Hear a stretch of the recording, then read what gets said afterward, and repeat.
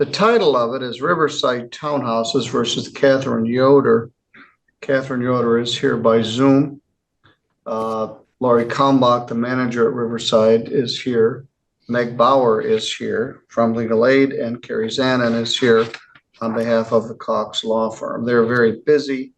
We did call and clear this date to see if they would have somebody available, and apparently Ms. Zanin drew the short straw. So here she is. So let's back up.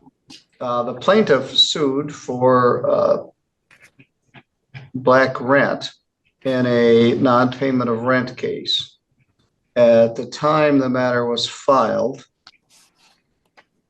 in September, the arrearage was $1,186.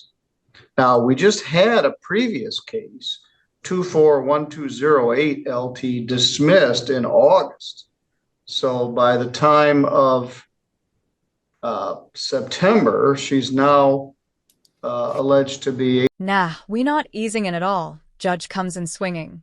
You missed court twice. And wait, closed bank account check. Chuckle bro, really thought that wouldn't come back? Look at the judge, leaning forward, eyes locked. That I already know where this is going. Face, yeah, this is cooked already, and we just started, but wait till he breaks down the money. This gets messy fast. $1,800 in arrears. So she was personally served with a complaint, and we had a hearing on November 15th. And let me look at the signed copy. The defendant, here it is. That was on November 15th. The amount of rent was $718, $184.47, and for a total of $902.47 due by November 25th, or the defendant was subject to eviction. As I indicated, she was personally served. She did not appear. We got an email from the defendant on December 4th. In point of fact, if plaintiff had sought the eviction before that. But anyway, it wasn't a formal pleading, it was an email. So it doesn't have anybody's heading on it. She didn't pay a filing fee. She simply said an email, didn't give service to the plaintiff, and said, I respectfully request that the default judgment entered against me be set aside. I was unable to make rent payment. Okay, now judge pulling receipts, dates, amounts, timelines, stacking numbers like it's nothing from $1,100 to $1,800. I mean, how do you fall behind that quick?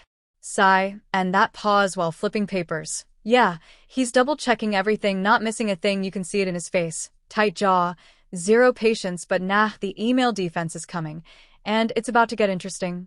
For the month in question, because I was not working during that month due to challenges. I live in an income-based apartment and technically should not have been required to pay rent during those months. As I indicated, we just resolved another case of the same tenancy in August.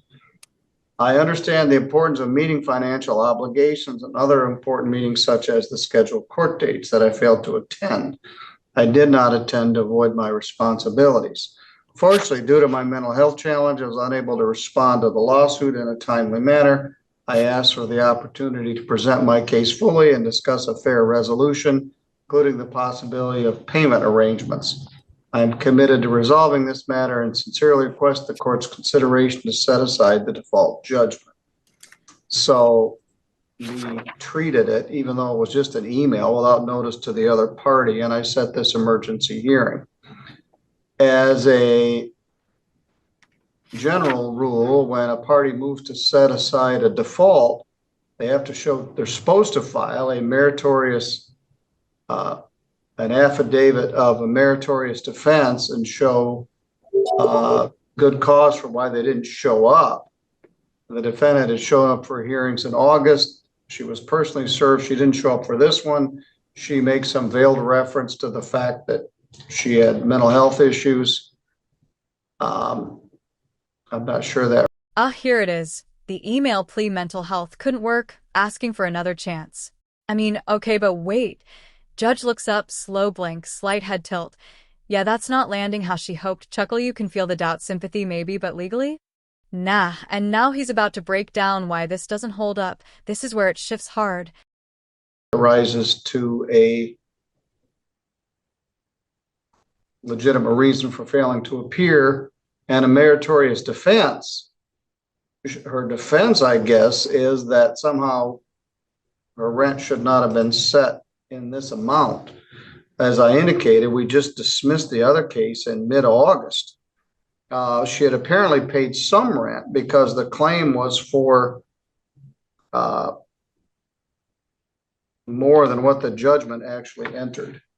So we asked the Cox Law Firm to be here.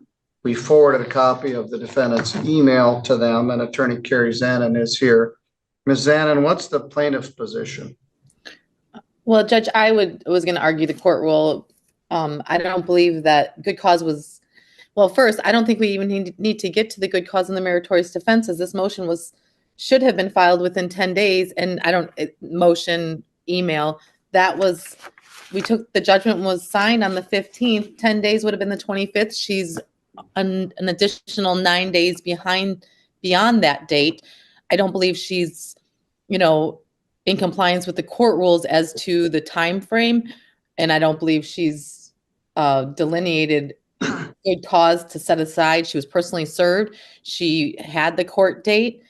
She didn't appear, and I don't believe there's a meritorious defense either. As to your questions about the August, I can tell you by looking at the ledger, she did make a payment late in August that brought her balance down to $70, and that's probably why the dismissal. And then, of course, September, October. And there it is, judge calmly dismantling everything. No proper filing, no affidavit, no real defense. I mean, he's being polite, but that tone? Cold, look at him leaning back now, hands together.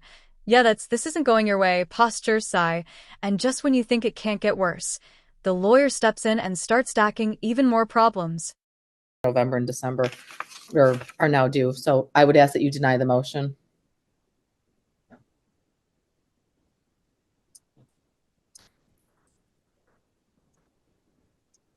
So is it your position that once she made the August payment, that no payment was made for September, October, November, or December? No, Judge, her balance actually right now is $923. So there's been small payments made since the date of the judgment. The only payment that shows is the utility reimbursement. So I apologize.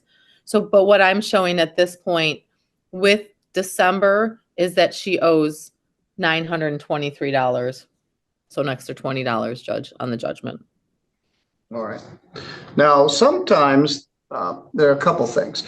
When you fail to appear in a landlord-tenant case, you have 10 days to appeal. And you didn't file anything within 10 days.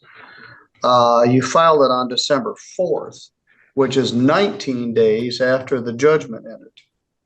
Now, theoretically, on a motion to set aside default, you have 21 days to move to set the default aside, but that's in a money judgment. This was a landlord-tenant judgment for possession. So there are multiple issues. One, there's no meritorious, well, multiple. You didn't properly file it. It was filed more than 10 days after the appeal period. It wasn't served on the other party. We served it. You didn't file an affidavit of meritorious defense, and I'm not sure there is a meritorious defense. You simply owe the rent. Somehow it's your contention that it shouldn't have been calculated as this, but we just had another case about 3 weeks before it, and you're employed now and working somewhere in what looks like a good job. Oh, nah. The lawyer came with receipts, late filing, missed deadlines, payments all over the place. Chuckle, it's like reading a bad report card, and the judge? Sitting still, watching, letting it all sink in, then boom, timing violation, appeal missed. Yeah, this is turning into a legal shutdown, but wait, the defendant finally speaks, and it gets awkward fast. So they want to stand by the original order. That's now 9/23. So what are you seeking at this point, Ms. Zanna? An opportunity for her to pay the rent or a writ of eviction? I believe we are asking for a writ of eviction based on the judgment that was signed on November 15th, 2024. All right. Ms. Yoder, what's your position? I'm wondering, what job do you feel that I have? I've been Well, you unemployed said since you were July. out of state as at a conference. That is not So related to work, Your Honor. Oh, okay. I thought it was And a I've been work. unemployed since July 25th. And the reason why I've not, she's giving me the 528 rent fee for August is because I neglected to let her know that I quit my job at Gemstone Solid Surfacing in Elkhart, Indiana, July 25th. So she's putting that 528 for rent in August, and then the extra fees are the court fees for the missed court hearings that I missed. So how am I supposed to pay for that with no job? Plus, I've had interviews. I've applied for over 30 jobs remotely and out of in the workforce, and I've not been able to get hired. For that reason, I really don't know, other than the fact that I've been trying to do my best. Well, I respect that, but none of that's a defense of the fact that you haven't paid your rent. Now, Ms. Kalmbach, could you unmute? She says she quit her job. Did she ever notify management or ask for a recertification? She did, and that's why she only owes the August rent, because she did come in and we did take her down to 0. All right, so she owes August rent, but she's 0 currently. Yes, September 1st, she went down to 0 rent. All right, so how do we get 9/23? Let me look at her ledger. She had some non-sufficient funds because she wrote us a check on a closed bank account. Well, she had told us she didn't raise any of this. She said she was going to pay it. And then some checks bounced. And let me back up. We were here on November 4th. She wasn't here. On November 4th, another attorney from Cox Law Firm, Jen Wilburn, was here, and Ms. Kalmbach was here. Defendant had brought in a check. She was nervous about it. She wasn't sure it would clear. The arrearage was $658, and that was through November, and it was $184.47. So it didn't include, she brought in a $658 check, but did not include legal fees. So she missed the first hearing on November 4th, but because the check had come, I waited to see if it cleared. I continued it to November 15th. Ms. Kalmbach indicated that the check had bounced and did not clear. The defendant did not appear, and I issued the default judgment. 718, 184.47, and 902.47 total. The check came back as account closed, which actually is a misdemeanor. And so the check didn't clear, the account was closed, the defendant didn't appear, she didn't file anything within 10 days, and the plaintiff still wants her to move out. All right. So, Your Honor, could I add something else? yes. Back in July or August, I believe, the landlord came in to check my ceilings, and she had said that she was going to come get them fixed. And when you look at my ceilings, I can provide photo evidence as well if you need that. It's bowing down. And there's been 2 other tenants that I know of personally whose ceilings have caved in and fell. Stop. The time to raise that defense was at the time of the hearing. We were all here. Now you haven't paid the rent, you didn't file it in a timely manner, you didn't file it properly, you didn't file an affidavit of meritorious defense. And now you're raising some habitability issue that you had two opportunities on November 4th and November 15th to raise. So I adjourned it because you had presented a check. Not only did it bounce, the account it was written on was closed. So payment wasn't received, then you didn't appear on the 15th. Ms. Kalmbach or Ms. Cox, do you have any interest in allowing her an opportunity to pay the unpaid rent or simply ask for a writ of eviction? I think at this time, Judge, we're asking for the writ of eviction. I don't believe I've received it yet. Let me look. I would rather pay the 528, meet you in the middle with that. I'm going to have to get some help, but I would be glad to do that because I don't have anywhere to move to right now. Yeah, I do have the writ of, they don't want you to do that. I did get the writ of restitution eviction on December 9th. The motion to set aside the default is denied. It's outside of the 10-day appeal period. Even if it was considered that it was filed within 28 days, there's no good cause shown for failure to appear, and there's no affidavit of meritorious defense. They don't want you as a tenant anymore, and it's going to show as an eviction on your record, which may make it very hard for you to get into any other subsidized complex.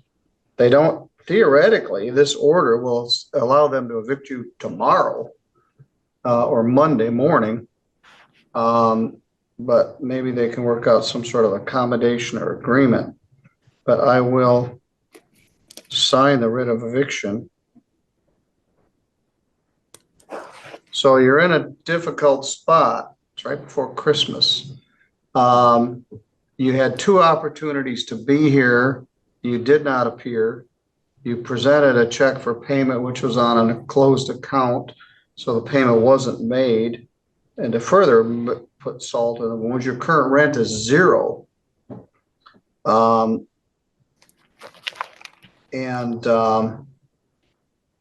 not going to be able to find rent. Oh, nah. The lawyer came with receipts, late filing, missed deadlines, payments all over the place. Chuckle, it's like reading a bad report card, and the judge? Sitting still, watching, letting it all sink in, then boom, timing violation, appeal missed. Yeah, this is turning into a legal shutdown, but wait, the defendant finally speaks, and it gets awkward fast.